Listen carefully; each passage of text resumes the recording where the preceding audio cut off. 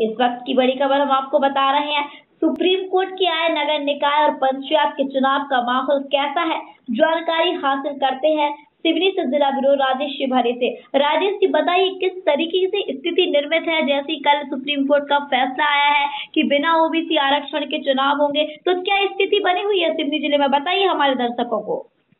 जी अनामिका जी, हालांकि यह आदेश रात से ही वायरल हो रहा था सोशल मीडिया में और व्हाट्सएप ग्रुपों में। मेरी व्यस्तता के कारण मैं अपडेट नहीं दे पाया जब मैं नगर में निकला। हालांकि कल मैं थोड़ा स्वस्थ महसूस कर रहा था तो मैंने एक दो जगह जाने का मन बनाया कि मित्रों से मिला जाए। तो मैंने पाया कि जो खिले हुए चेहरे थे, कुछ खिले हुए चेहरे एक और मुरझा गए, वहीं दूसरी और मुरझाए खिले चेहरे जो आदेश के बाद मुरझा गए थे वो फिर खिल उठे, और ऐसे चेहरे ज्यादा खिल उठे जो हंसी के पात्र नगर में और समूची जिले के नगरों में मुरझाए हुए पड़े थे, जिनकी पूछताछ तक राजनीतिक पार्टी से कांग्रेस से बिलोंग करते हो या भाजपा से। वे चेहरे पूर्णतः मुरझा गए थे। औपचारिकता के तौर पर चाहे भाजपा के वरिष्ठ हों या फिर कांग्रेस, औपचारिक रूप से किसी कार्यक्रम में बोला लिया जाता था कि यार पूर्व सरपंच है या पूर्व नगर परिषद का अध्यक्ष है, और औपचारिक रूप से उन्हें मंच में जगह दे दी जाती थी, मगर वो स्वयं समझते थे कि अब हमारी औपचारिकताएं निभाई जा रही हैं,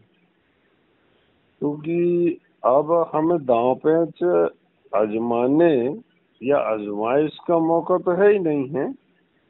बस अपने किसी ऐसे जो नियम थे कि ओबीसी आरक्षण होंगे, बिना ओबीसी आरक्षण के होंगे चुनाव, आदेश आने पर जो आरक्षण जैसा आदेश आ गया था, तो जहां जहां ये सामान्य वर्ग के विशेषकर जो नगर पालिका अध्यक्ष रहे हों या नगर परिषद अध्यक्ष रहे हों या पंचायती व्यवस्था के पंच से लेके जनपद सदस्य, जिला जनपद सदस्य इत्यादि सभी जो अपनी उम्मीद खो बैठे थे। जैसे कि उम्मीद कैसे खो बैठे थे? अब 4 दिन की चांदनी फिर अंधेरी रात वाले भी कई नेता मैंने अपने 32 साल की पत्रकारिता जीवन में देखा है कि उन्हें इतना तांडव मचाया है। भ्रष्टाचार जो पंचायती राज व्यवस्था में हुआ हो या नगर निकायों में या नगर पालिकाओं में, उससे न सिवनी नगर अछूता है और न अभी जैसे हमारे छपारा की बहुत बड़ी ग्राम पंचायत नगर परिषद बनी,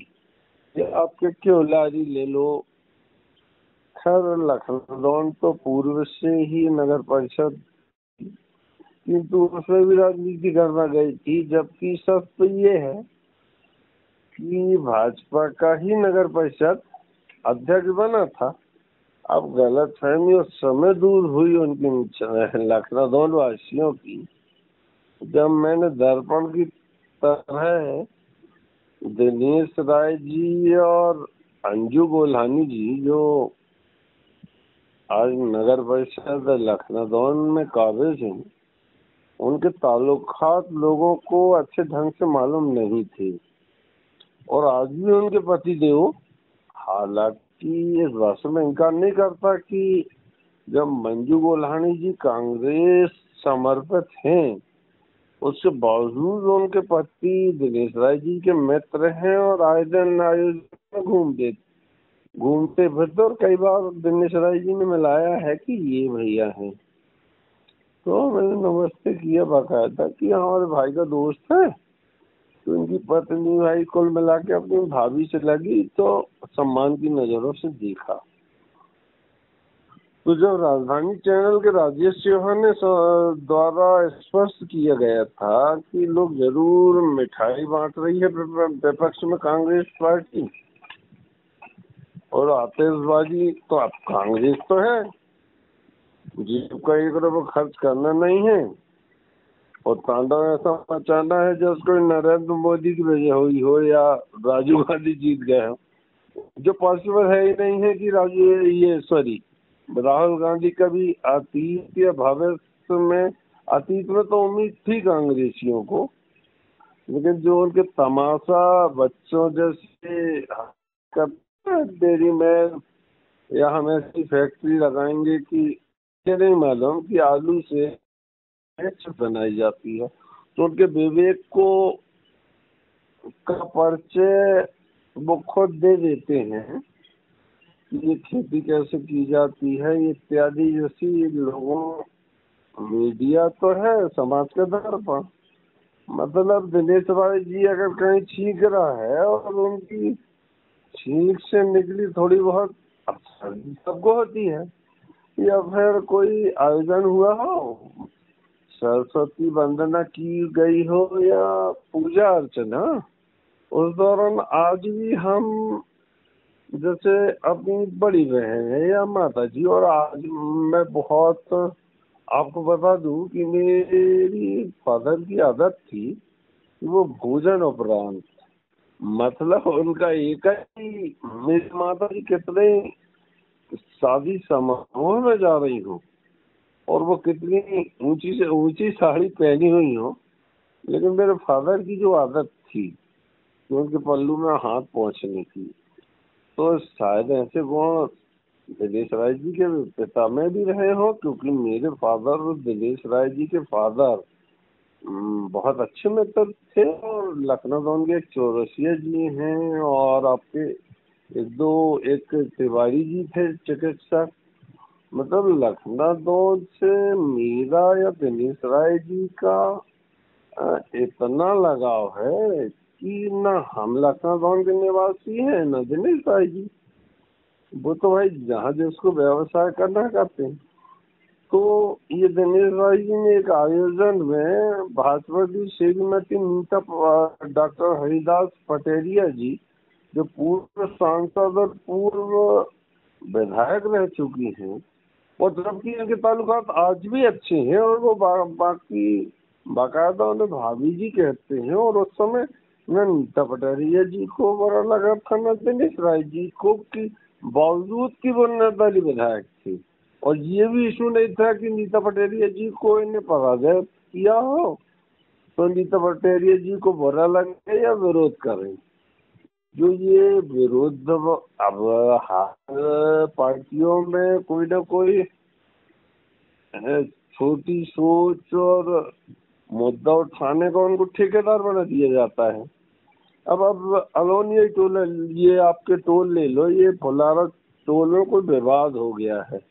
अभी मेरे सहयोगी ने भेजा है समाचार में, मैं उसको देखा था कि मेरे को साफ नहीं है,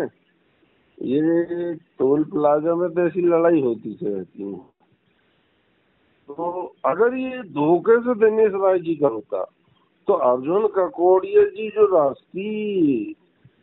ध्वज लेके जो उनका नृत्य होता है एक ही ढंग से, वो नृत्य वहां भी करने लगते अब भी जाके, कि ये दिनेश राय का टोल टैक्स हो, तो यहाँ लड़ाई क्यों हुई? भले लड़ाई वो कर्मचारी ने किया हो और उस व्यक्ति ने किया हो, मगर मुद्दा विहीन पार्टियों की आदत है कि प्रदर्शन करने की या मुद्दा उठाने की, या वर्तमान सरकार के जो अच्छे कार्य कर रहे हो उनसे उनकी लोकप्रियता की को की ईर्ष्या को लेते हुए, तो वह माहौल भी राजेश ने देखा है। तो मैं आपको बता दूं, जो चेहरे एकदम मुरझा गए थे, इसी के पात्र नगर में बन गए थे। वो अलग बात है कि चाटुकार प्रवृत्ति के जो कार्यकर्ता हैं और उनके पैर पड़ते हैं कहीं भी, चाहे वो छपारा हो, लखनऊ हो या सिवनी हो या फिर समथिंग केवलारी कोरे जैसी, तो देखा नहीं यहाँ पूर्व में सरपंच रहा है या नगर पालिका अध्यक्ष रहा है या नगर परिषद अध्यक्ष रहा है, और कुछ ऐसे रहते हैं कि भाई उनको उल्लू सीधा करते रहता है सामने वाला, तो सामने वाले का भी उल्लू सीधा होता है। अरे भाई जैसे कोई व्यक्ति गया कि यार उक्त गरीब को आप ये योजना का लाभ दिलवा दो तो हम कॉपरेट करवा जाएंगे। तो ये दलाली की राजेश ने देखा है सरपंच और नगर पालिका अध्यक्ष से लेके नगर परिषद के अध्यक्षों के बीच ऐसे जो अवसरबाजी रहते हैं जिन्हें 2 पैसा मिल जाता है, ऐसे लोग भलाई पैर पड़ते रहे, लेकिन उनकी औकात वक्त बुद्धिजीवी प्रवृत्ति के लोग जानते हैं। तो ये बड़कपन तो खैर भाजपा में भी है और कांग्रेस में भी है। हमारे ठाकुर हरवंश सिंह जिसको संबोधन कर रहे हो अगर किसी भी समारोह में, तो मैं आपको बिलीव नहीं होगा और गलत फहमी निकाल दो जिले वासियों की कि जिसको स्वर्गीय ठाकुर हरवंश सिंह ने अपने मंच से संबोधित किया हो, तो उनका कटु सत्य बोल रहा हूँ कि ये शासकीय हमलों को एक संदेश देते थे वो कि हम जिन जन का सम्मान से नाम दे रहे हैं उनकी औकात वक्त हमारे सामने कुछ नहीं है, और कभी ये हमारा नाम लेके आपके पास जाए अपना उल्लू सीधा करने या जनता के सामने अपनी सक्रियता का प्रदर्शन करने, तो 2 टूक कह देना कि हरवंश सिंह को हम नहीं जानते, मतलब इतना क्लोज था मैं। और अगर खुलासा रिपोर्ट कर दूं तो रमेश राय जी को भी बुरा लग सकता है। तो मैं बता दूं आज जिले में, समूचे जिले में मैं कह रहा हूँ सिर्फ राजनीति की गर्व जोशी से उभर के आई है कि मुरझाए चेहरे, मतलब ये सोच रहे हैं कि यार ये प्रदेश का मुख्यमंत्री बाधा पैदा कर रहा है हमारे सपनों में, चाहे वो भाजपा से बिलोंग करते हो या कांग्रेस से। जैसे आदेश पारित हुआ तो प्रदेश के मुखिया ने कहा है कि भाई हम फिर से पिटीशन या जनहित में पिटीशन दायर करेंगे। तो लोगों की भ्रांति है कि वर्तमान सरकार का कहना न्यायालय मानती है, लेकिन मैं नहीं मानता कि न्यायालय किसी से दबी है। अगर ऐसा होता तो ऐसे कई मामले देश में घटित हुए, वर्तमान सरकार के मंत्रियों तक को जेल के अंदर डाल दिया गया। अरे आज मतलब धर्म से जुड़े लोग भी जेल के अंदर है, जबकि वो उनसे समर्पित रहे हैं। आज आप ज्यादा नहीं तो आप क्या आसाराम बापू को ले लो या फिर वो राम रहीम जी को ले लो। तो वर्तमान सरकार और विपक्ष की सरकार, अब भाई जब जनता चूतिया बन रही है तो उनका चूतिया बनना वाजिब है कि भाई ये बहुत महान है और दुनिया भर के हैं तो पैर पड़ने पहुंच गए। तो भी छाया चित्र भी वायरल हो जाते थे जब उनके प्रकरण पंजीबद्ध होते थे। वो जेल के बाहर केक काट रहे हैं और आसाराम बाबू का गुणगान गा रहे हैं। एक तो मेरी मतलब कहते थे बड़े पिताजी की बेटियां भी हैं और कुछ रिश्तेदार भी हैं, तो वो आज भी कहते नहीं वो आसाराम जी को योजनाबद्ध ढंग से फंसाएगा। तो मैं कहता ठीक है, आसाराम जी से दिक्कत रही होगी भाजपा सरकार को, ये राम रहीम जी से क्यों दिक्कत थी? मतलब लाश से तक निकाली गई सब उनके भवन से। ये धर्म के नाम में जो तांडव मचाए हैं ये धर्म गुरु ने कांग्रेस शासन काल में, और भाजपा ने जो उजागर की, तो ये बहुत बड़ी उपलब्धि है भाजपा की कि अनभिज्ञता के चलते और अशिक्षा के चलते जो धर्म के ठेकेदार बने थे। अब देखिए महाराष्ट्र का जो बुद्धरथ याद आता है अनामिका जी,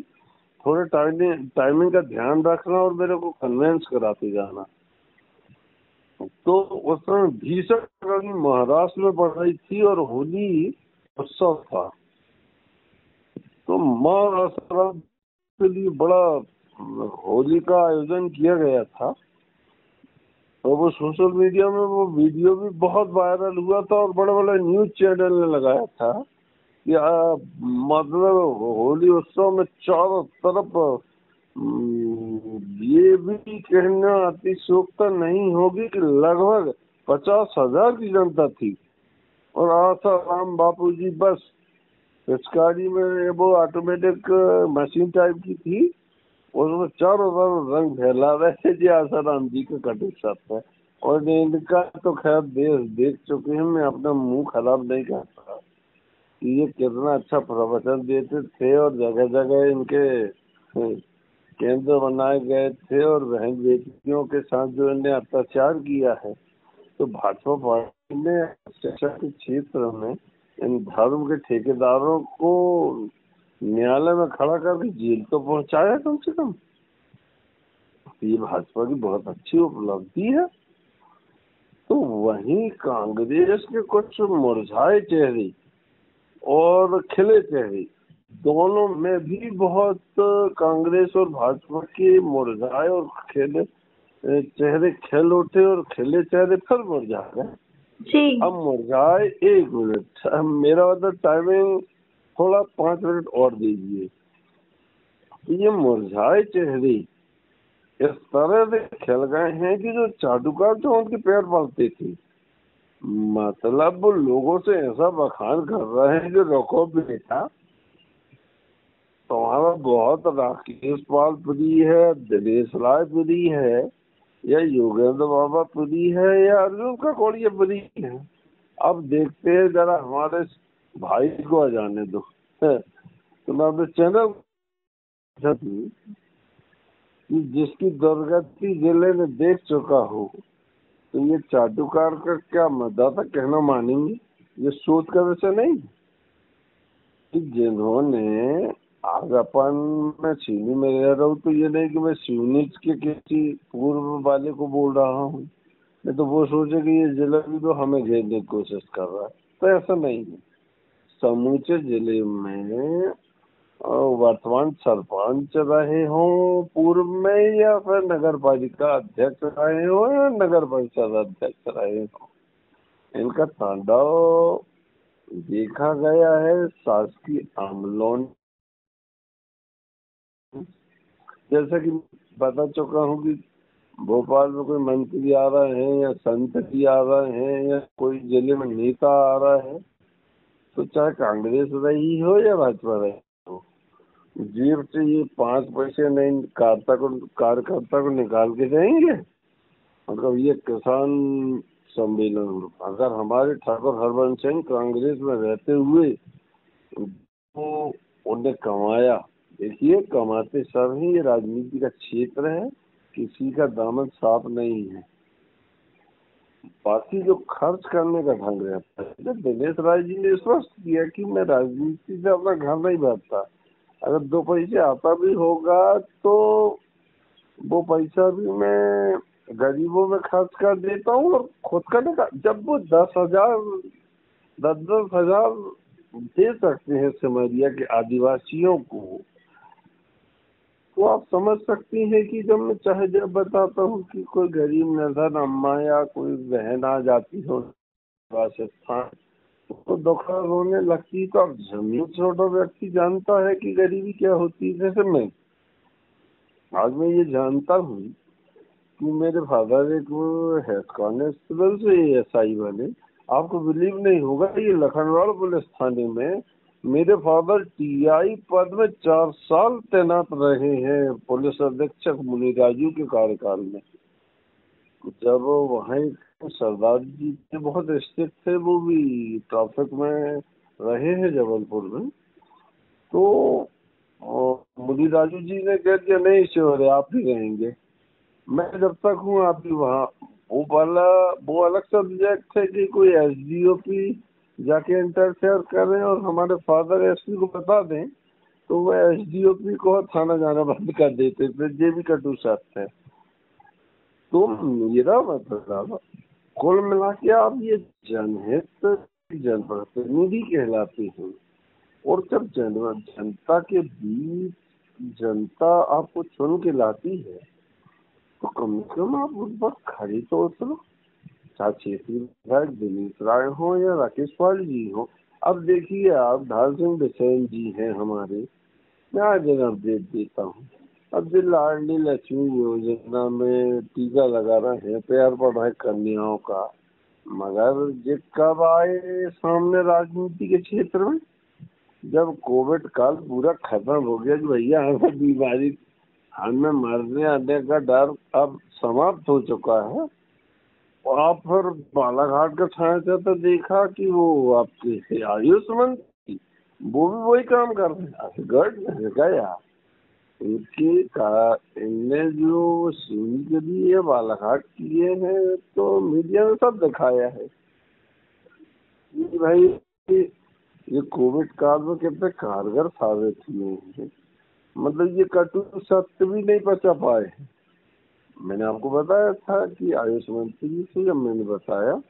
कि ये वैक्सीनेशन सेंटरों में ग्रामीणों तो भाई बरसात में वैक्सीन लगाने वृद्ध महिला आती थी, तो संबंधित कार्यकर्ताओं को ये संबंधित जो टीकाकरण कर रही थी तो उनका तो विवेक होना चाहिए कि यह युवा वर्ग अगर सिवनी का राजस्व भरे आया है अपने बच्चों को लेके तो पॉसिबल है बरसात रुक जाएगी या समथिंग दूसरे दिन का जो टीका का लक्ष्य आएगा उसमें लगा लेगा, नहीं वो नंबर 2 नंबर लगेगा। और वैक्सीन भी आप उपलब्ध नहीं कर रहा है हमारे जिले को, और फिर वो वृद्ध महिला मतलब ये मान के चलिए कारीगत से आई है, बस चाहिए मान रहा हूँ, लेकिन बस स्टाफ से उतर के वो भाई बरसात के अंदर तो गई, तो वो भी रिपोर्टिंग करके मैंने मीडिया में दिखाया। और वही अब हमारे मेषराम जी जो बोल दिए। अब मैंने इनको बता दिया ये देखो मेषराम जी बोल रहे हैं कि हमारे जिले, तो इनको क्यों बुरा लगा काफी साथ कि मतलब मैं इस जिले का प्रभारी मंत्री हूँ और ये चिकित्सक कटु सत्य दिखा रहा, मतलब कटु सत्य मीडिया दिखा दे तो मीडिया को कॉपरेट कर लेंगे आयुष मंत्री, मगर कोई शासकीय अधिकारी अगर कटु सत्य बता दे मीडिया को तो ये तुरंत हटा देंगे। जबकि वो गरीब मेषराम डॉक्टर साहब ने दोनों लहरों में जो योगदान दिया है, अनामिका जी न क्षेत्रीय विधायक से छुपा है और न जिला ब्यूरो राज्य सेवा से एक एक मतलब 100 वाहन में जो 500 गए हैं, वो मंजर जो मैंने देखा है आज भी मेरी रूह कांप जाती है। और आप बिलीव नहीं करेंगे हमारे दिनेश राय जी को या राजेश चौहान आज तक फीवर नहीं आया, जबकि ये दिनेश राय जी पीपी किट पहन के घुसते थे कहाँ कोविड सेंटर में और हम ऐसे ही घुस जाते। उसके बाद में दिनेश राय जी को फीवर आया, और जबकि चिकित्सक मुझे एडवाइस करते थे कि यार तुम कोविड पेशेंट रह चुके हो, तो मैंने साहब आप कैसे सिद्ध करोगे मैं कोविड-19 से ग्रसित हुआ था, न मुझे सांस लेने में दिक्कत थी, न खांसी चल रही थी, कुछ न मुझे आज भी तुम कहते डायबिटीज, अरे तो डायबिटीज मेरे दादा को थी, मेरे फादर को है थी, आज मुझे है, इवन मेरे छोटे भाई को भी है मजबे वाले को। तो ये जो मतलब जो पिता के लक्षण या पूर्वजों के लक्षण आते हैं तब वो कहते नहीं आप कोविड-19 से ग्रसित हुई है, ये डायबिटीज से वो है, और फिर ये दवाई देंगे अनामिका जी। तो कटु सत्य बता रहा हूँ आपको, ये जर्दे की दवाई पकड़ा देते हैं और वो ये नहीं सोचते कि ये मेडिकल लाइन का आदमी है, ये जान रहा है कि ये दवाई जेनरिक है और आपके चिकित्सा करने का तरीका बहुत अच्छा से आपको झेल रहा है और आपकी दवाई ले जाके कचरे के डब्बे में अपनी शॉप पर रख देता है और उसी की इथिकल अपने स्टॉक से ले आता है। तो ऐसे मंजर भी देख रहा हूँ जैसे कोविड जो चिकित्सकों ने और कुछ मेडिकल वालों ने, जैसे मैं भी अछूता नहीं हूँ क्यों झूठ बोलूँ साहब, अब भाई ये व्यापार का क्षेत्र, मगर व्यापार के क्षेत्र एक महामारी यदि रोटी मत सेको ऊपर देखता है, और फिर आप देखना संबंधित अधिकारी को भी सरोकार भी नहीं है कि ये मेडिकल वाले कितनी अति कर रहे हैं, या जिला प्रशासन को भी सरोकार नहीं है कि ये चिकित्सक क्या कर रहे हैं। तो अपन सब्जेक्ट में आए तो ठीक है कि क्या केवल विश्व में शासकीय नुमाइंदों के न ये सुधर सकते हैं, एक मिनट और ना आपके जो जनप्रतिनिधि सुधर सकते, ये शासकीय अमले से भी मीठा बना रहते हैं और जनता से भी। बस प्रदर्शन की बारी आई तो दिनेश राय जी, राकेश वाल जी, भगत बाबा जी और आपके अर्जुन ककोड़ी जी पहुंच जाएंगे और सब जन व्यवस्था जुड़े चलापन बबरियों छाया चक्कर खिंचवाए और संजय सरोवर बांध का निरीक्षण करते हुए छाया चक्र और एडवोकेट संघ में पहुंच जाएंगे। तो राकेश वाल जी और ढाल सिंह जैसे व्यक्ति आप तो अपने क्षेत्र में काफी सक्रिय है। अब थी कि दिनेश भाई जी क्यों नहीं बुलाया गया? तो मसला है, तुम ठीक है पुण्य का काम कर रहे हैं तो कब तुम छाया चक्कर खिंचवा के जनता को क्या संदेश दे रहे हो? तो अगर आप अपने आज सक्रिय रूप से तो मेरे की यार उनका और जिला पुलिस जिला कलेक्टर से संपूर्ण जानकारी लेकर प्रदेश के मुखिया को जानकारी दी। प्रदेश के मुखिया का ये छोटा या बड़ा पॉइंट कह सकते हैं कि आरोपियों के परिजन को भी सहायता राशि दी गई। प्राण पर भी दुनिया भर का दो, तो वो आदिवासियों से पूछो तो कि जिनने आएगा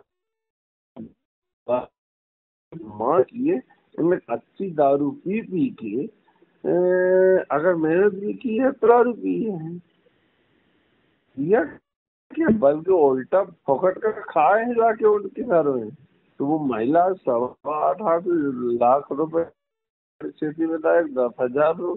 दे रहे हैं। तो उन्होंने तो कहा कि प्रदेश के मुखिया से हम सहमत हैं। भाई हम खुद प्रताड़ित थे इनसे और हम खुद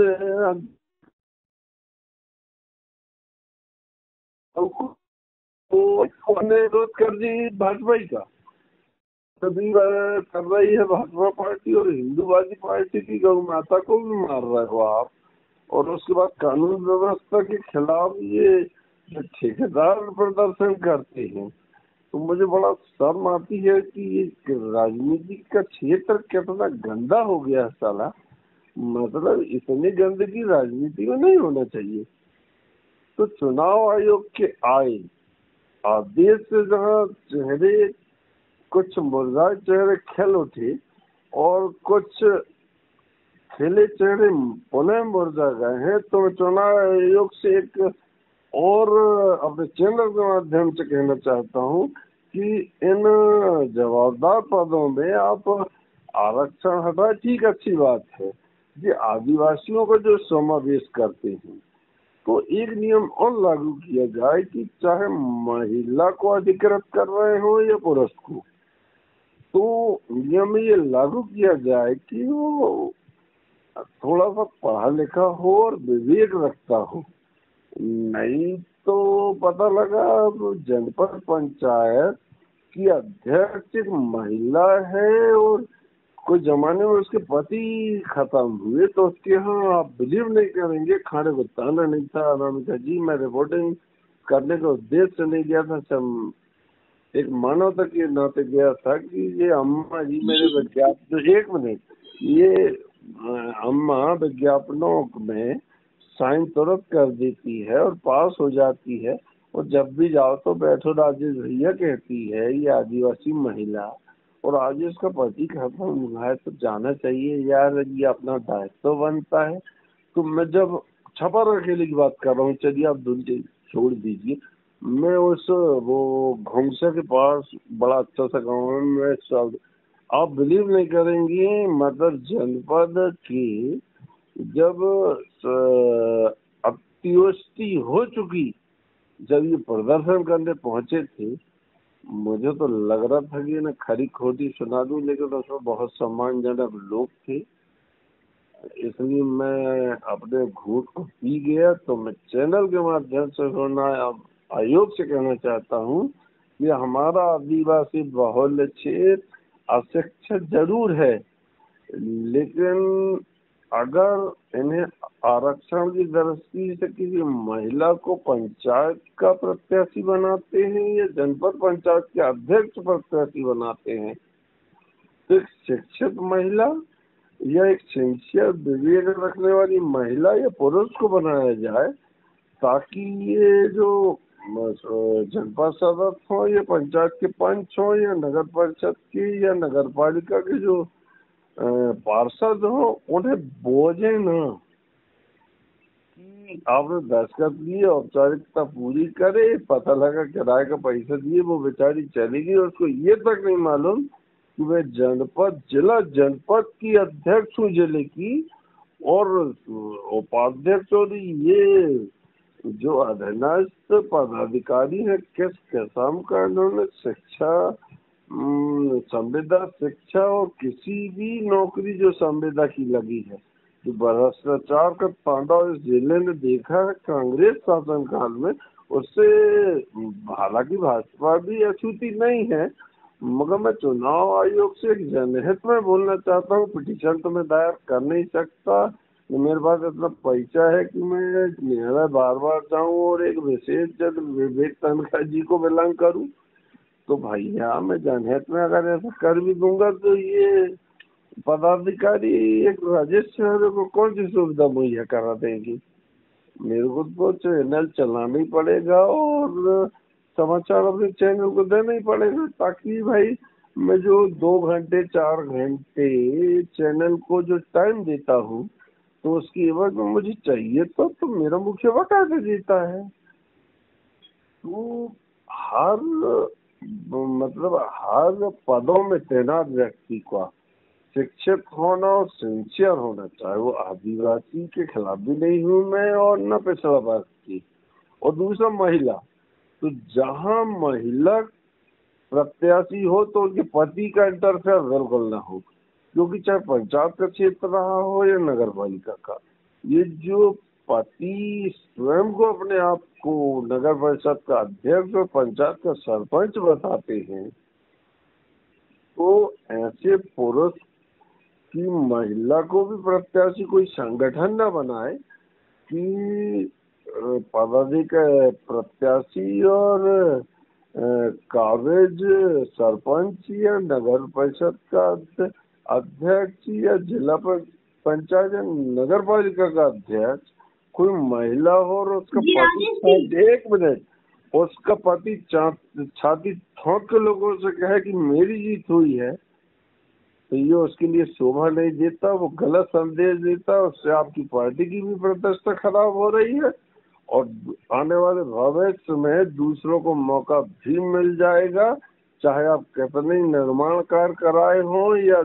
अपनी उपलब्धि दिखाते हो, लेकिन मतदाता के दिमाग में यही रहता है कि इसका पति छाती ठोक के जो तांडव मचाता है, उससे जिला या नगर या पंचायत अछूती नहीं है। जी अनामिका जी। जी राजेश जी, तमाम जानकारी साझा करने के लिए